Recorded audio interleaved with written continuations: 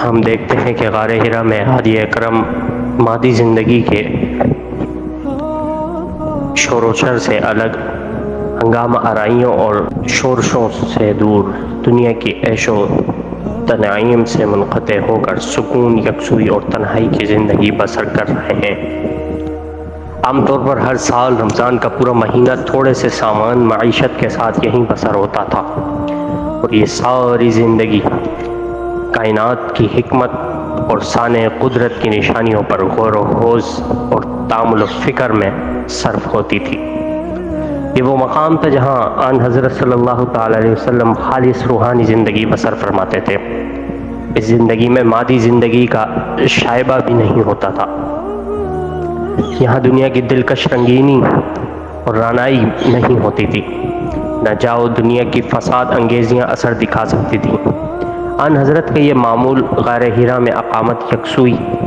قلب کے ساتھ صانع کامل اور اس کی صنعت کاملہ پر غور و خوض عرصہ تک جاری رہا، یہاں تک کہ آپ نے اپنے نفس کو پہچان لیا، آپ کا احساس نازک تو ہو گیا، قلب کے آئینے میں زیادہ سے زیادہ جلا پیدا ہو گئی، انوار حقیقت آپ کے اعماق نفس پر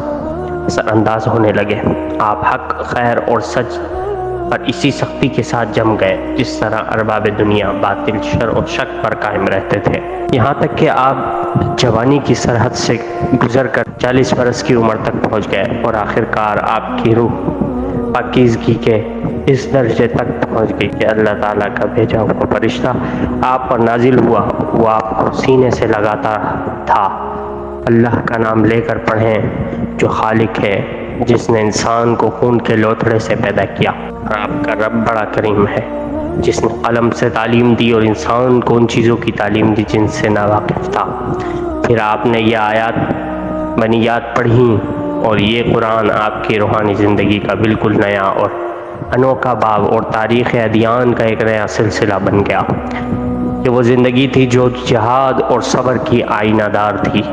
یہ وہ زندگی تھی جس میں اخلاق اپنی بلندی تک پہنچ گیا تھا، یہ وہ زندگی تھی جس میں ایمان اور یقین نے عروج کی منزلیں طے کر لی تھیں۔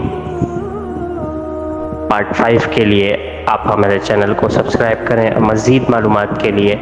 آپ ہمارے واٹس ایپ نمبر پر بھی رابطہ کر سکتے ہیں۔